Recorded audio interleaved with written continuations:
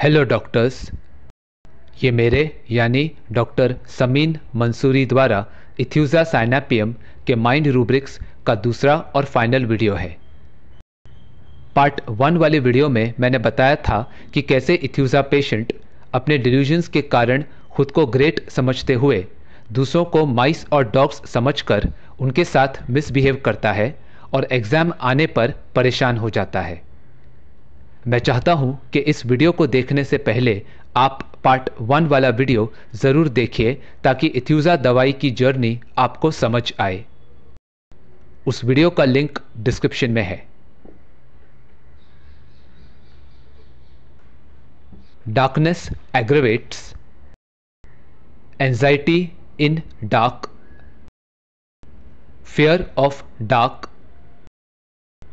and fear of suffocation in the dark।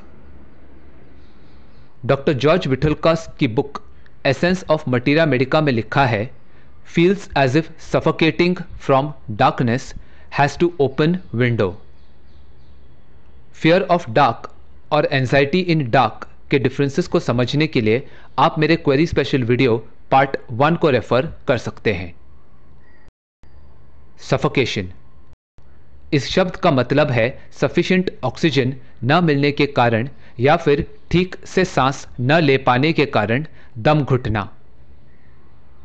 तो darkness से इथ्यूज़ा patient परेशान हो जाता है और उसे दम घुटने का डर सताने लगता है। एग्जाम्पल 1, पेशेंट बोला, मैं डॉक्टर ABC के पास गया था और मेरी तकलीफ के लिए उन्होंने कुछ टेस्ट्स एडवाइस किए, लेकिन रिपोर्ट्स देखकर वो बोले कि कुछ भी एबनॉर्मल नहीं है। ये सुनकर मुझे अजीब लगा कि अगर रिपोर्ट्स नॉर्मल हैं तो फिर मुझे क्या बीमारी हुई है जिसके लिए उन्होंने टेस्ट लिख कर दिए। इस पर वो बोले, मुझे समझ नहीं आ रहा है कि तुम्हें क्या बीमारी है और इसलिए मैं तुम्हें कुछ नहीं बता सकता। इस पर मैंने उस डॉक्टर से कहा कि अगर आप टेस्ट एडवाइस करने के बावजूद मुझे ये भी नहीं बता सकते कि मेरा मर्ज क्या है तो फिर मैं आपसे इलाज नहीं करवाऊंगा। फिर मैं दूसरे डॉक्टर के पास गया और उन्होंने सीधा कह दिया कि मुझे स्टमक का कैंसर है और मेरी बीमारी लाइलाज है। इस बात से भी मैं बहुत नाराज़ हो गया कि पहले तो मेरी बीमारी का पता नहीं चल पाया और अब मेरे ठीक होने की कहीं कोई उम्मीद की किरण नज़र ही नहीं आ रही है।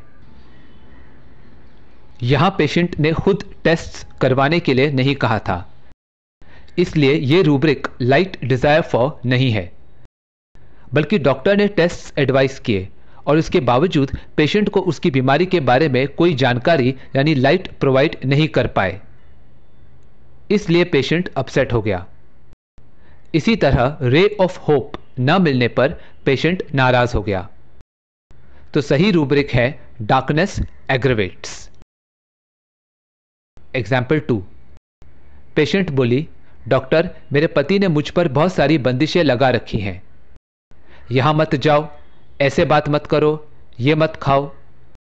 उनको ये बिल्कुल भी पता नहीं है कि ऐसा करने से हमारी शादी पर बुरा असर पड़ रहा है।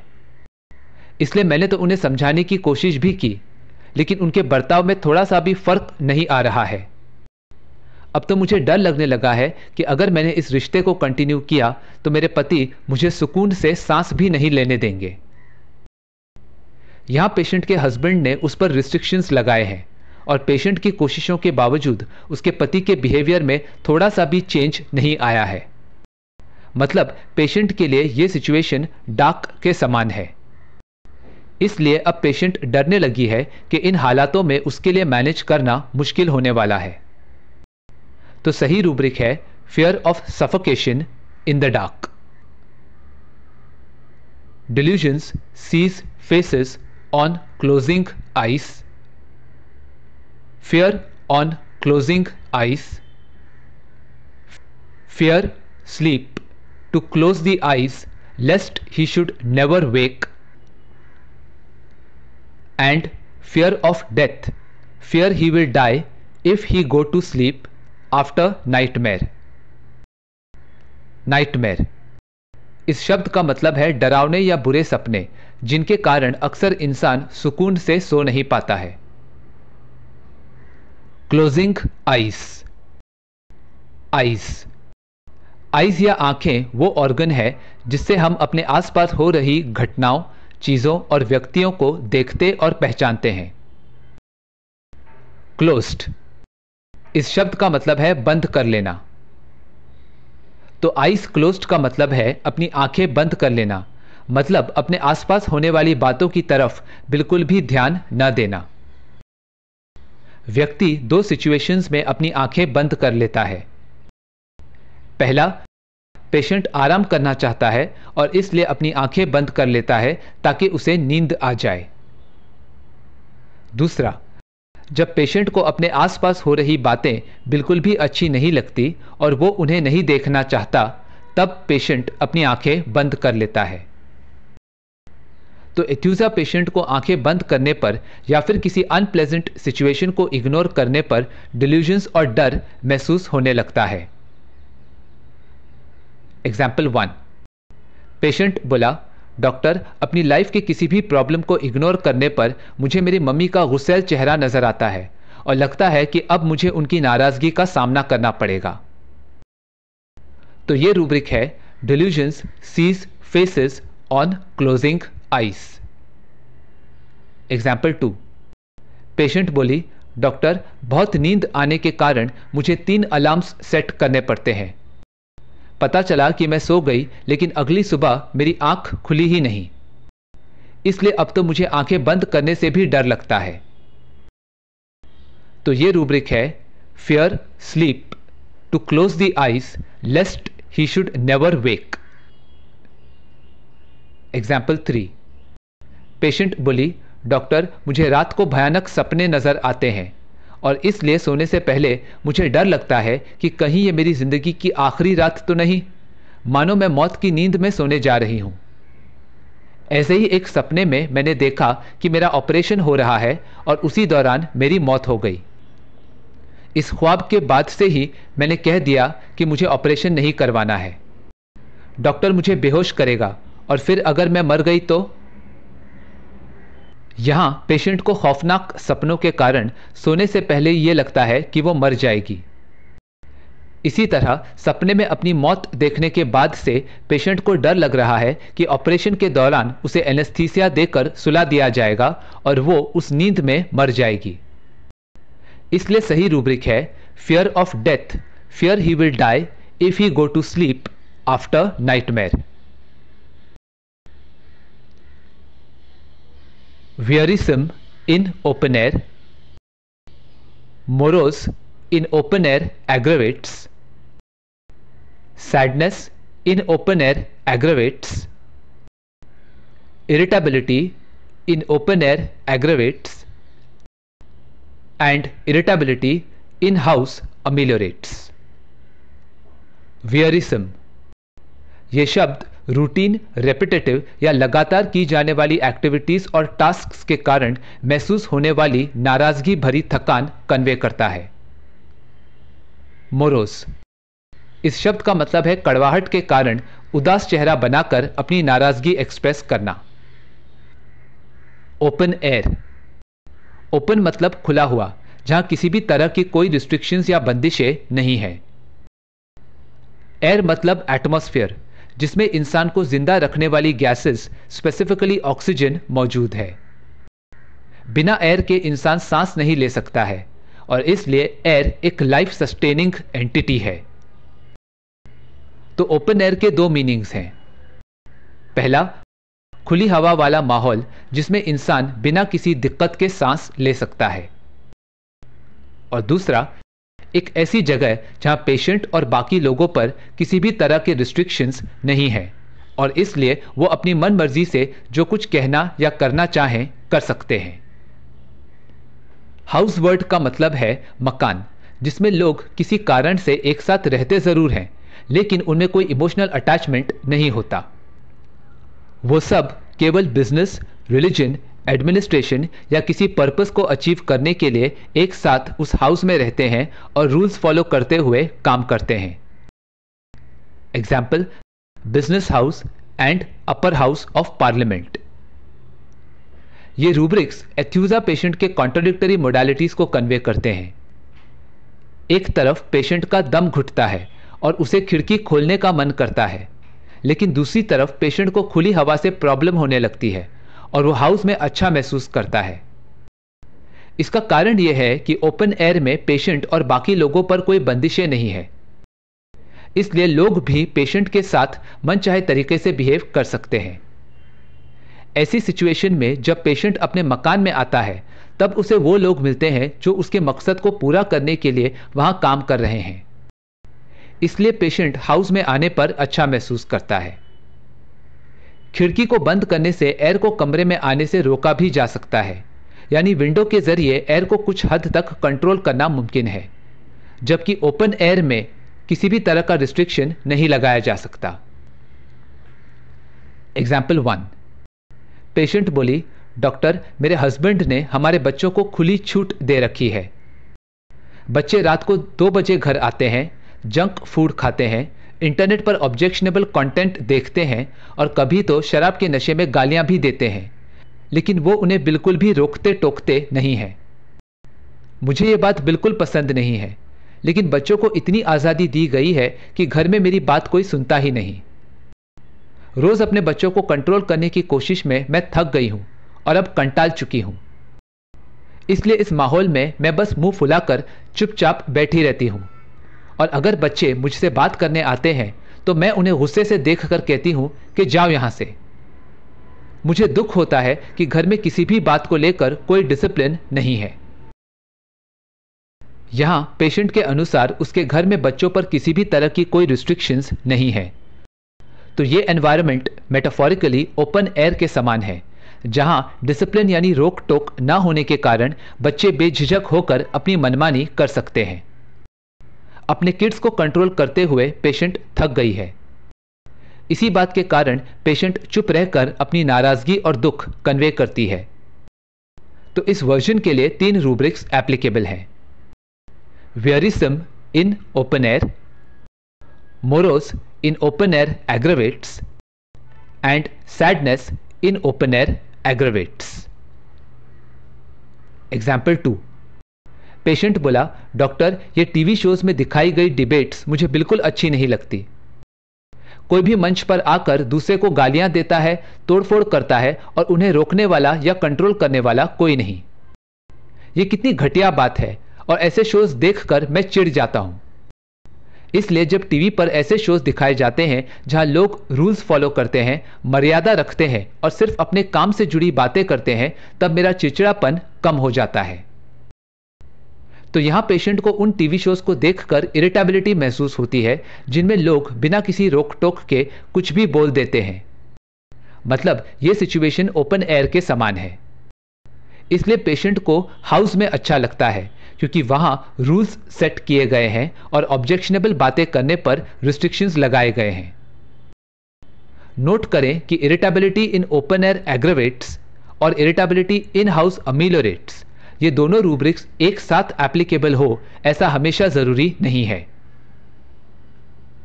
Irritability during menses. मेंसेस, जो महिलाएं रिप्रोडक्टिव एज ग्रुप में हैं, उन्हें हर महीने मेंसेस आते हैं।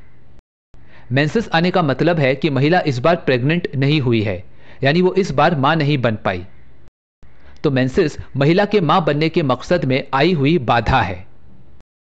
मेंसेस आए मतलब औरत मां बनने की कोशिश में असफल रही, क्योंकि मेंसेस न आने पर हो सकता है कि इस बार ये औरत मां बनने वाली है। इसी तरह अगर इथ्यूजा पेशेंट की लाइफ में किसी भी ऑब्स्टिकल के कारण उसका मकसद पूरा नहीं हो पाता है, तो ये बात पेशेंट के लिए मेंसेस के जैसी ही स्थिति है। एग्जाम्पल, पेशेंट बोला, डॉक्टर, अगर मेरी तबीयत खराब हो जाए या फिर मेरे घर में मेहमान आ जाए तो मैं चिड़चिड़ा हो जाता हूं, क्योंकि इन्हीं कारणों से मैं अपनी पढ़ाई नहीं कर पाता हूं। यहां पेशेंट का गोल है पढ़ाई करना, और बीमारी या गेस्ट का आना उसके इस मकसद में ऑब्स्टिकल क्रिएट करता है, जिसके कारण पेशेंट चिढ़ जाता है। इसलिए सही रूब्रिक है irritability during menses. Irritability while sitting and sadness evening. Sitting, इस शब्द का लिटरल मीनिंग है बैठना यानी एक ऐसी पोजीशन जिसमें पेशेंट ना लेटा हुआ है और ना ही अपने पैरों पर खड़ा है। लेकिन मेटाफोरिकली बैठना या सिटिंग का मतलब है किसी कारण से अपना काम ना करना या जो काम आप कर रहे थे उसे रोक देना और अब बिना काम के इनएक्टिव स्टेट में रहना। इवनिंग यानी शाम, जिसका मतलब है कि अब एथ्यूजा पेशेंट की कामयाबी का सूरज ढल चुका है। अब पीक पोजीशन पर बने रहने के लिए स्ट्रगल करने का समय भी पूरा हो चुका है और इसलिए पेशेंट दुखी है। एग्जाम्पल, पेशेंट बोला, डॉक्टर जब भी मुझे किसी प्रॉब्लम के खिलाफ एक्शन लेने की बजाय बस सिचुएशन के अपने आप ठीक होने का इंतजार करना पड़ता है तब मुझे चिड़चिड़ापन महसूस होता है। अब तो शाम को घर आने पर भी मैं बहुत लो फील करता हूं क्योंकि आज के लिए जो काम करना था वो सब पूरा हो गया है और ऐसे में बस घर आकर आराम ही करना होता है। तो यहां दो रूब्रिक्स एप्लीकेबल हैं, irritability while sitting and sadness evening. Anxiety with pale face, anxiety as if a heavy load were on chest, anxiety driving from place to place, anxiety about health and anxiety about future। चिंतित होने पर एथ्यूजा patient के चेहरे का रंग उड़ जाता है, मतलब उसका फेस ब्लू या नॉर्मल स्किन कलर से ज्यादा वाइट हो जाता है क्योंकि एंशियस होने पर पेशेंट के चेहरे का ब्लड सर्कुलेशन कम होने लगता है। इसके अलावा पेशेंट दूसरे कारणों से भी चिंतित हो जाता है। एग्जाम्पल, पेशेंट बोला, डॉक्टर मुझे इतनी घबराहट महसूस होती है मानो किसी ने मेरे सीने पर 10 किलो का वजन रख दिया हो।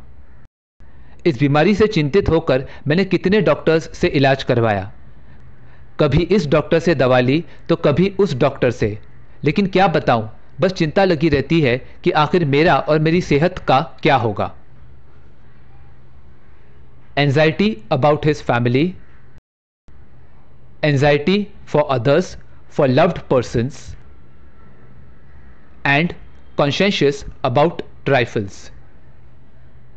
जो एथ्यूजा पेशेंट कभी खुद को ग्रेट और दूसरों को चूहा समझता था, अब अपने लव्ड वंस की चिंता करने लगता है। अब वो हर काम सही तरीके से करता है। Anxiety about his family versus cares full of relatives about. इन दोनों रूब्रिक्स के डिफरेंसेस को मैंने अपने रोस्टॉक्स वाले वीडियो एंजाइटी सिटिंग बेंट में एक्सप्लेन किया है। इसी तरह कॉन्शियस अबाउट ट्राइफल्स और सेंसिटिव टू मॉरल इंप्रेशंस, इन दोनों रूब्रिक्स के डिफरेंसेस को मैंने अपने नक्सवामिका वाले video fear of falling afternoon में एक्सप्लेन किया है। इन दोनों वीडियोस के लिंक्स डिस्क्रिप्शन में हैं, तो आप इन्हें रेफर कर सकते हैं। Weeping in children from colic, weeping during stool,